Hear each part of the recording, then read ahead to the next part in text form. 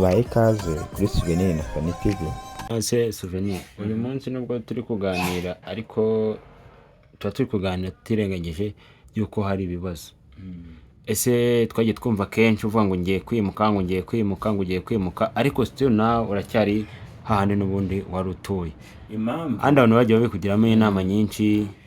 impamvu aka kanya nyiri hano nuko n'ubundi uwo twaba dufite ikibazo watezaga n'akavuyo yabaye atujeho kubera ko ari amasezerano twagiranye yo kuba twamuha amafaranga ye yashizemo yarangiye. Ni ukuvuga ngo rero nashiramo n'undi bizaba bihagaze burundu. N'ubu ntabwo yabaza kuko ari ibyo twumvikanye, amafaranga ye twemeye kuyariha, ikindi twumvikana n'igihe nagiye mbisobanura. Rero ntabwo yateza akaduruvayi. Rero atateje akaduruvayi n'abaturanyi ntabwo bahura n'urwo rusaku. Bivuze ngo twebwe tuba twibeneye mabuke, ariko ubwo byongeye nawe urabyumva kuko nahise mbigana na nyiri inzu. Nyine arambwira ati rero nta kibazo, ubwo nta rusaku rukihaba natwe nibyo byari bitubangamiye, ako mu gihe urusaku rwahagaze ntacyo bitwaye rwose, muko ngo tubere abaturanyi. Niyo mpamvu Nimwimuka. nitwimuka. Ubu ngubu gahunda yo kwimuka, impamvu nayo mbikubajije nuko tutita no ku rusaku. N'undi gahunda irahari nuko kitaraboneka ari amafaranga. Ubwo naboneka n'undi hano ubwo kuhabonera kubera ko nyine kujya ahantu nyine hataba hari niyo security atari ibibazo byinshi, kuko hano isaha ku isaha n'ubundi nabonye hano ibibazo bitahabura. Nibyo koko waba warabaswe no kwikinisha wihangayika, igisubizo cyabonetse. Habonetse muganga gakondo uvura amarozi y'ubwoko bwose, gutsirika ndetse no kugaruza ibyibwe. Avura amarozi arimo nk'ibitegano, ibihuhirano, ibigaburano, nyabingi ndetse n'ibindi. Ikindi kandi agakongora inyatsi. Ubafite ingano y'igitsina batishimiye, haba ku bagore cyangwa abagabo, namwe tubakoraho rikaka. Ku bagore n'abakobwa bajya mu mihango iva ntikame, ntago twabibagiwe. Akarusho kandi kubivuza indwara nk'umwijima, impyiko, rubagimpande ndetse n'izindi, mwashyizwe igorora.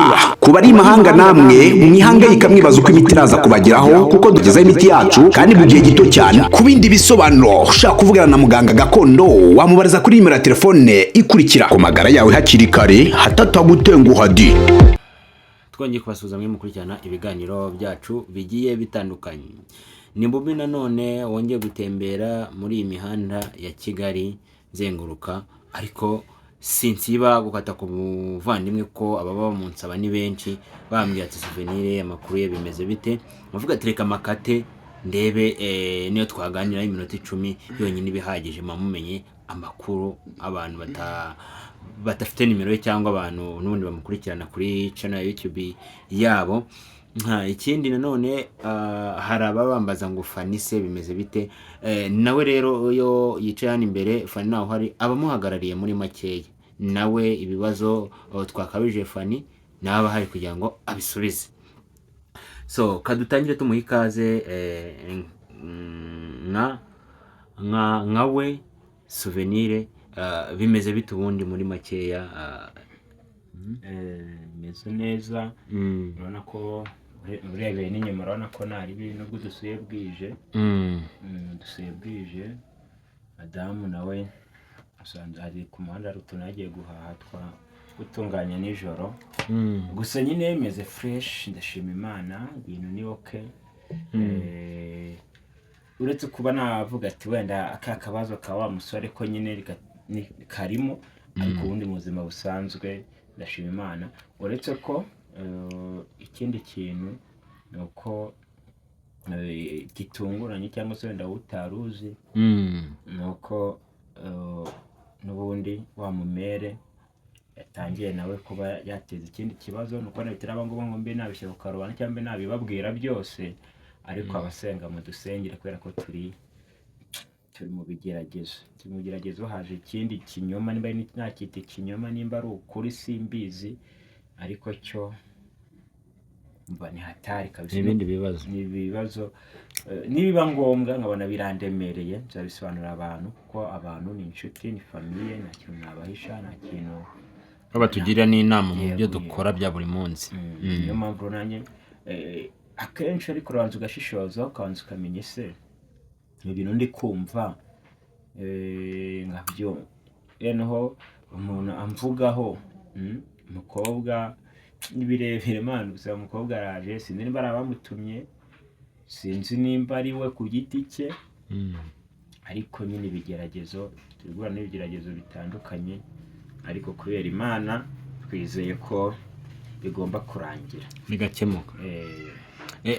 Ikibazo cya mbere nabaza n'abandi bantu bagiye bibaza kugeza magingo aya ngaya duherukana aho turi kuganira umbwira yuko amafaranga ataruzura, harimo abagiye bababeshya, byagiye bigenda nabi ntihagire ikintu bababwira. Kugeza ubu ngubu se amafaranga aba yaruzuye, ese nuza mwarakiranutse, ese akabazo gahari wowe nawe uriya Keve ni akahe? Keve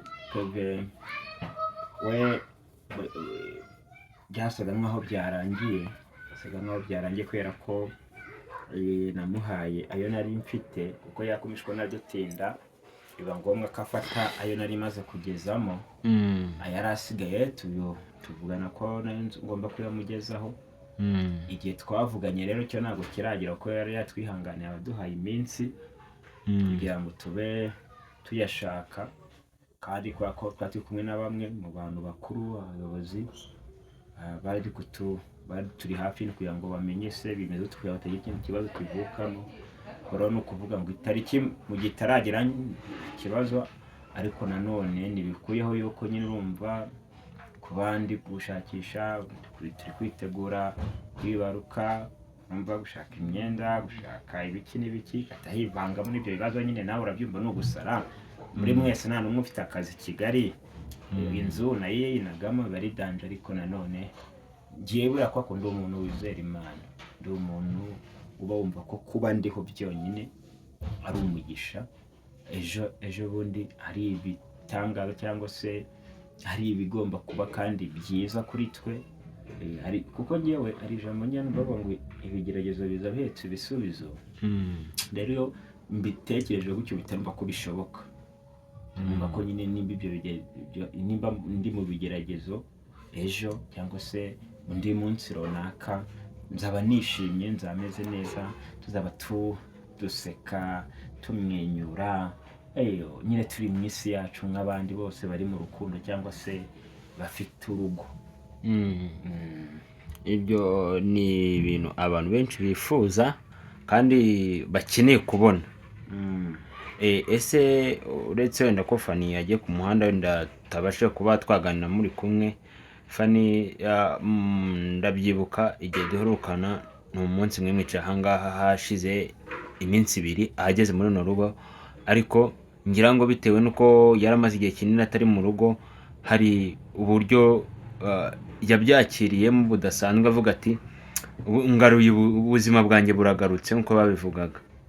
Ubona ko yari afite akantu ko kwiheba, yaba ahagaze nyine ukabona ari kureba nk'umuntu ufite kwiheba muri we. Byaba byarashize kwa ko umunsi ntabwo nagize ko kumuganiriza, wabonaga nyine asa nkaho afite kwiheba, nyine yaragarutse nyine arongera arishima nkuko byari bimeze mbere. Yishimka ko ari kumwe n'umugabo we,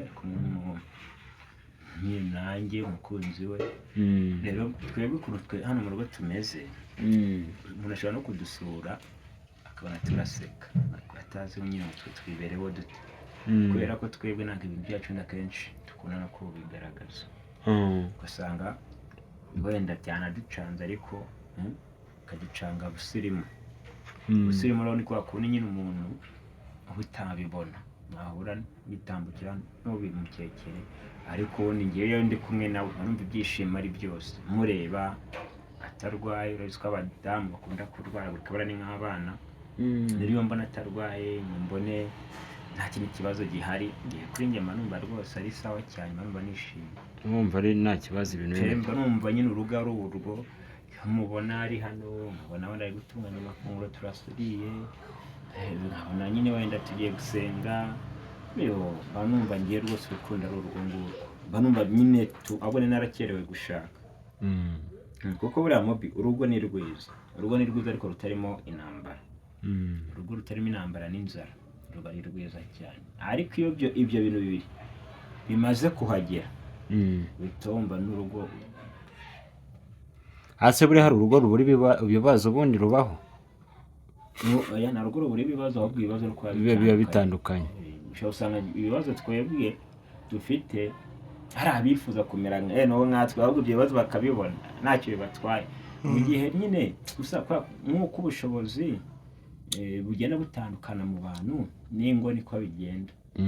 Usanga urugo ufite wowe wita ko ufite ibibazo, hari abandi barwifuza, ugasanga nawe aho wifuza urugo wakagombye kuba wifuza kuba ufite narwo rufite ibindi bibazo bingana n'ubushobozi bafite.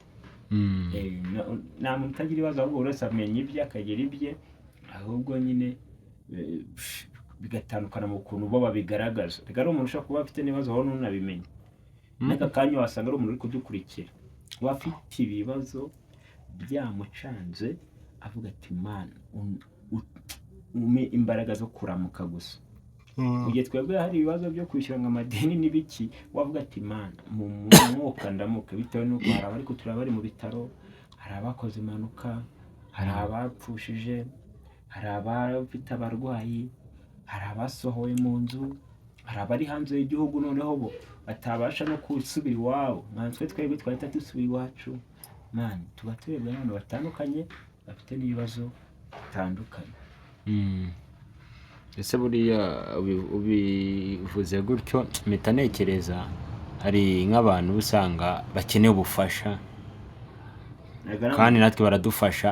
Gufasha ni byiza, gufasha ni byiza, natwe tuba dukeneye gufasha ni byiza. Nanjye reka ku rwego rwanjye mfite abantu benshi mfasha, urumva nta muntu wabura uwafasha cyangwa se umufasha. Uyu munsi ushobora kugenda nkahura n'umuntu hari ku muhanda akanyaka ibiceri 200, urumva nabimuha, kandi we muhaye 200 niyo yarakeneye arayakeneye. Yego nanjye mfite ibibazo, ariko ushobora gufasha undi kandi ugasanga nubwo yego nawe wenda uri mu bibazo, aho ugasanga undi ubufasha uwo bufasha uwo ngo wagusabye nubwo ni ubumuha ntabwo bukora ko cya kibazo undi kihabwa umunezi. Ubwo nimba mfite ikibazo cyo 500 umuntu akansaba 1,000 nayo ko mu 1,000 ko mfite icyo kibazo, kuko n'ubundi yayo 500 abonetse icyo 1,000 nawe amaye uwo muntu ntabwo cyaba ikibazo. Bivuze ngo ushaka kugitanga icyo 1,000 ugasanga nicyo kigiriye umumaro, ugasanga nyine bikuzanye gucirinje zo kubona 1,500 ni cyane. Ejo nandi ko sinza akavideo nabonye kuri YouTube, umuntu yigize umuntu usaba afite amafaranga agira ngo arebe umuntu umugiriye impuhwe ahita amuremera.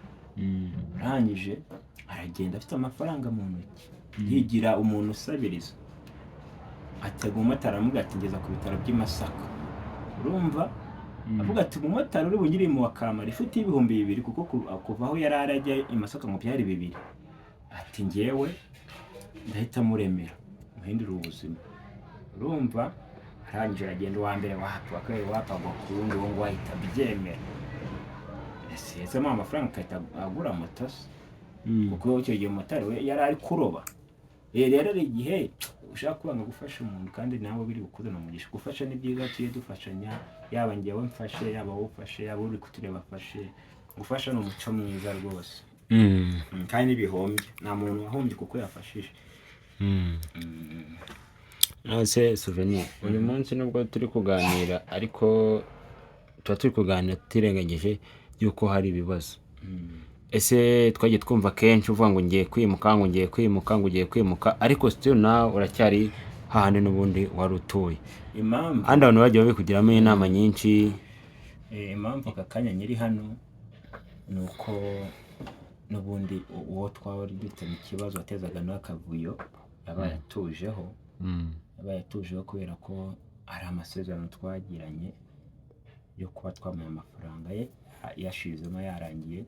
Ni ukuvuga ngo rero nashiramo n'undi bizaba bihagaze burundu. N'ubu ntabwo yabaza kuko ari ibyo twumvikanye, amafaranga ye twemeye kuyariha, ikindi twumvikana n'igihe nagiye mbisobanura. Rero ntabwo yateza akaduruvayi. Rero atateje akaduruvayi n'abaturanyi ntabwo bahura n'urwo rusaku. Bivuze ngo twebwe tuba twibeneye mabuke, ariko ubwo byongeye nawe urabyumva kuko nahise mbigana na nyiri inzu. Nyiri inzu arambwira ati rero nta kibazo, ubwo nta rusaku rukihaba natwe nibyo byari bitubangamiye, ako mu gihe urusaku rwahagaze ntacyo bitwaye rwose, muko nyine tubera abaturanyi. Niyo mpamvu nimwimuka. Nitwimuka.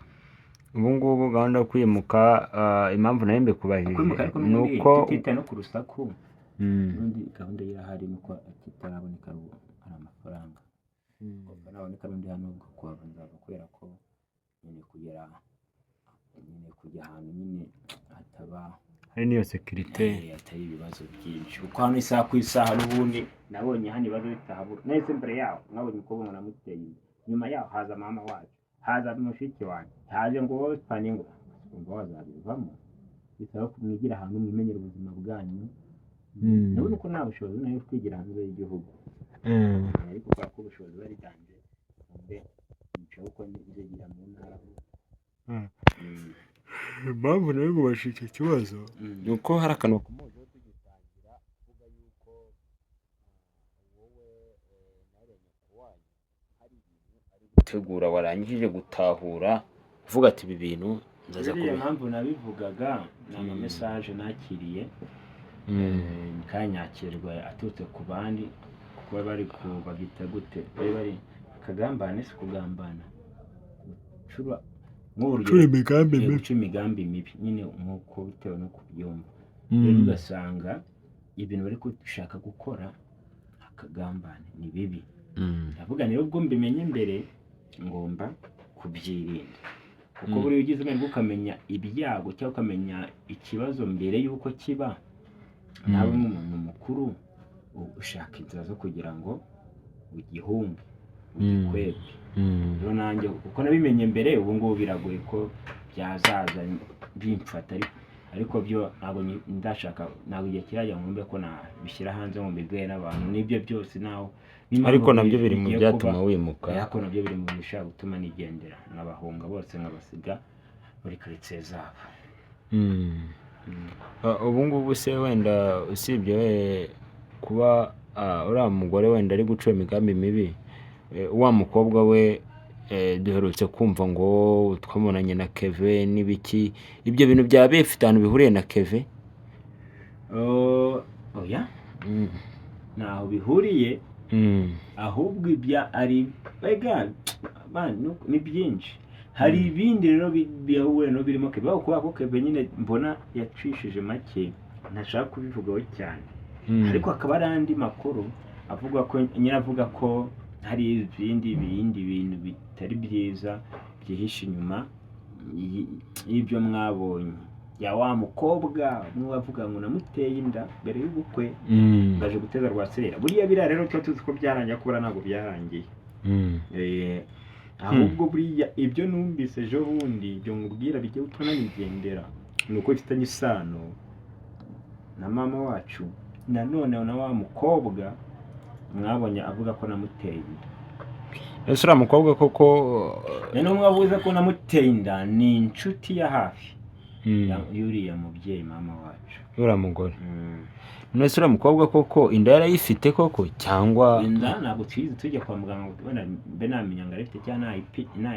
ntabwo bamupimye ngo mbibone ariko umuntu umenya ukuri kw'Imana umuntu umenya ibye buriya we muri we nimba reka kuba umuntu afite inda ni kimwe no kuba inda afite ari iyawe ni ikindi inda birashoboka ko yaba ayifite ariko ntabwo uriya mukobwa mwigeze muhura guhura nanone ni kimwe no gutwarira ni ikindi rega ariko iyo wahuye n'umuntu ufashe ibyo bintu wanareka kubimbazaho cyane impamvu nayo mbivuzeho iyo wahuye n'umuntu biba bigoye ko wakihakana inda reka abazi ubwo baba mwahuye bose baba bateye inda ntabwo bateye inda ariko aje akabivuga ati ngewe umuntu nakubwiye inda se bitewe n'izindi mpamvu bitewe n'ibindi bigano mwagiranye imbere wowe ukaba ubona ko rwose ibyo arimo ari kukubeshya bitewe n'ikindi kiganiro mwagiranye imbere urugero kandi nyine ushobora guhura n'umuntu bikanaba tubihakane ako byaba nyuma akakubwira ati ngewe gutya na gutya akakubwira ati oke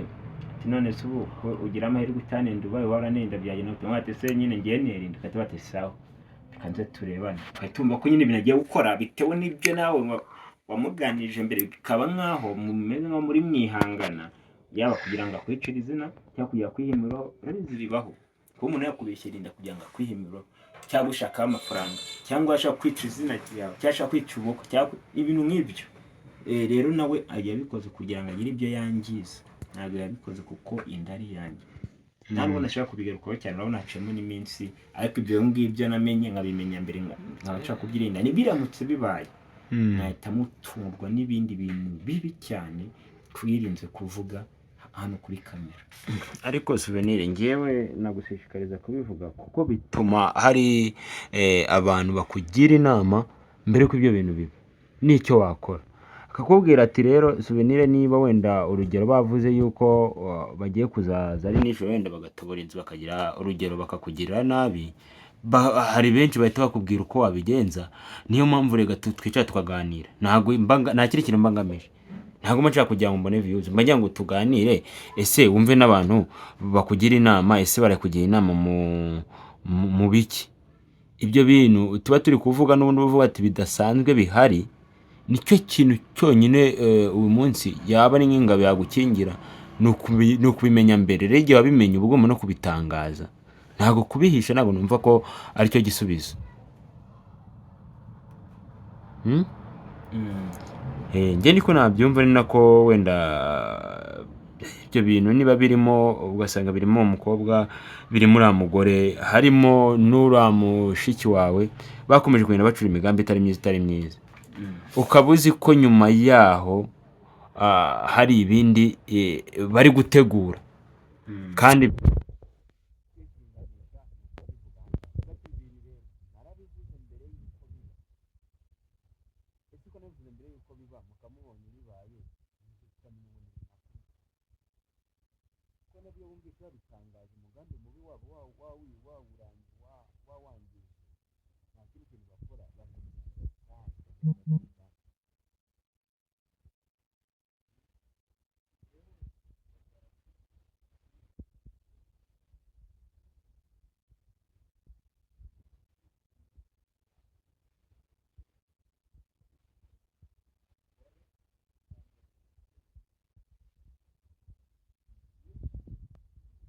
byanze. Ariko kubera ko harimo abantu benshi, hari igikorwa uba waramenye mbere aho kuko utanabihagazeho, kuko ibintu bitarabaregana ariko biragoye kubyemeza. Ariko kuko numvise harimo abantu benshi, harimo n'abandi muzatungwa kumva bari musanzwe munazi, nahise ninya uvuganira ko ibintu mbanze mbyitondera, icyiza nuko nabimenye mbere bigenzure. Ariko nyine aya magambo ndi kubabwira muzayibuke, niba ko bibayeho nzababwira ati mwibuke bimwe nababwiraga byari, ariko kubera ko narabibona icyo cyo bamenye ko nabavumbuye, kandi harimo n'abantu musanzwe muzi uwo mugambi murimo wo kugira ngo mutugire nabi njye n'umukunzi wanjye cyangwa n'umugore wanjye, bibaye byiza mwabyihorera, kubera ko kugira nabi ntacyo bimaze, kandi urucira mukaso gatwara umubyeyi wawe. rero umuntu wenda bamwanga ntacyo bapfana bamwanga, ariko se wowe Souvenir wajya uhura n'ibibazo byinshi bitandukanye nyuma yo gushaka, kandi mbere yo gushaka nta bibazo wari ufite, ubwo bivuze yuko ikibazo cyabaye gushaka. Twari tubiganiraho inshuro nyinshi, avuga ati nashatse umukobwa badakunze, nashatse umuntu gutya na gutya, mama namwishimira. Ibi byose biravugwa ariko bigira gute, bigera igihe birarangira, hazaho ibyo bibazo bya bakebe. Ibi byose rero biri kuvugwa, hari ikintu nyamukuru twakwiye kurebaho. Ubundi usibye kuba wenda ibyo bibazo byose bibaho, wowe utekereza ko Fanny bamwangiriye kubugezaho abantu 1, 2, 3 bafata umwanzuro wo kujya guhangana nawe, ugasanga bararwanya urugo rwabo, urugo rwanyu, kandi nawe rwaba ari umugisha kuri bo. Reka mwereke, uzafata ikirayi cyabuze gishyire mu mifuka 100, mu gitondo uzasanga byose byabaye nk'icyo kirayi. Bivuze iki? Umuntu ushobora kugirana ikibazo n'umuntu umwe, ariko bitewe n'urwanga agufitiye akarunyanyagiza mu bandi, akemera ko yanashoramo n'amafaranga kugira ngo akunda kubabaze, akunda kwemeza, akunda kureke ko nyine we akurenzeho. Niba yiyemeje akavuga ati kanaka simushaka, hari agakora igishoboka cyose kugira ngo uwo muntu namubone hano. Ariko twebwe kubera ko tumaze kubona ko bimaze kugera ku yindi ntera, no mu bayobozi byagezemo tubivuga, bitonde, nimba bajya banankurikira cyangwa nimba banabizi cyangwa n'iyi video nibayibona bazayakuremo isomo bitonde, bazitonde kubera ko nibareba nabi ashobora kuzasanga uwo bahigaga abari kubahiga. Ugasanga rero ariko ibyiza nibabireke, mureke tubane mu mahoro, tubane mu mahoro y'Imana, tubane mu byiza, tureke guhemuka, tureke ibibi, twibanire neza kuko n'ubundi ejo bundi umuntu yakwigendera. Tureke rero gusaza cyangwa gukora twanduranya, twisazire neza, tubeho dufashanya, twumvikana, tujya inama. Ibintu by'amatiku, inzangano tubyirinde, noneho cyane ko tukiri no mu ntangiriro z'umwaka. Ubuze ko badutangiye nakubana, dutangiye mu mpera z'umwaka ushize, tutangiye undi ruko uze barabona tuzawusoza ko tubabarire, mureke tubeho neza, twibane mu mahoro kabisa. cyane cyane ko nta n'umuntu mwanduranyaho. Ubuzima mwana twavuye mu rugo tugiye kumutesha umutwe nta kintu, nta kibazo tuba twifitiye, twebwe tuba twicunganira n'ibibazo byacu mu rugo rwacu, ibindi twebwe niba bitureba. Na madamu wanjye namubwiye ati mva, sinshaka amatiku n'abadamu, mu b'inshuti mugire utakusiye numve ngo kanaka yarambwiye ngo umugore wa kanaka nawe yaravuze ngo no, ibyo ngibyo nawe arabizi, nk'uko nanjye utanyumva mu matiku n'abandi bagabo cyangwa n'abandi basore. Ko nibuza ko bitaba inshuti, ariko iyo bigeze mu bindi bintu bizana amatiku, kanaka yaravuze ngo uriya yaravuze ngo uyu yakoze ibi, abo si twebwe.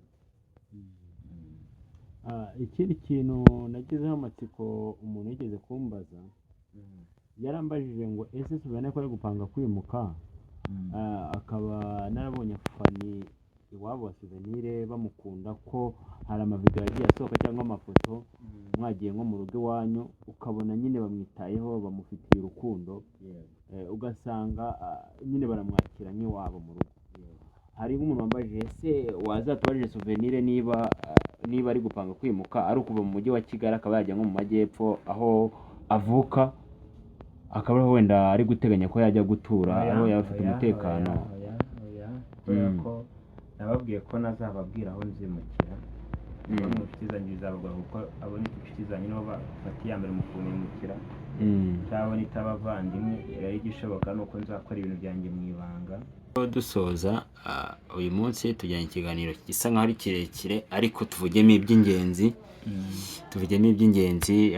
n'ubundi bikomeza batuma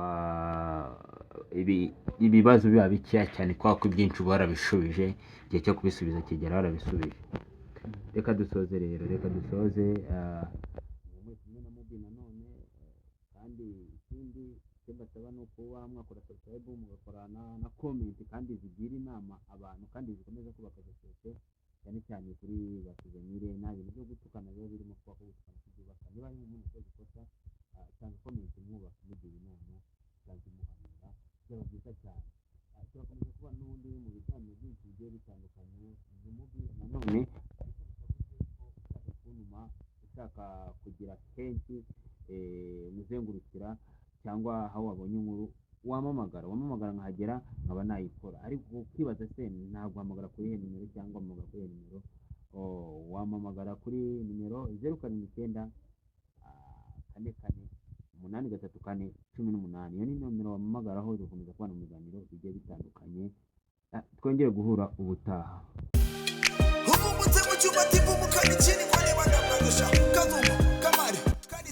tubaye ikaze kuri Souvenir na Fanny TV.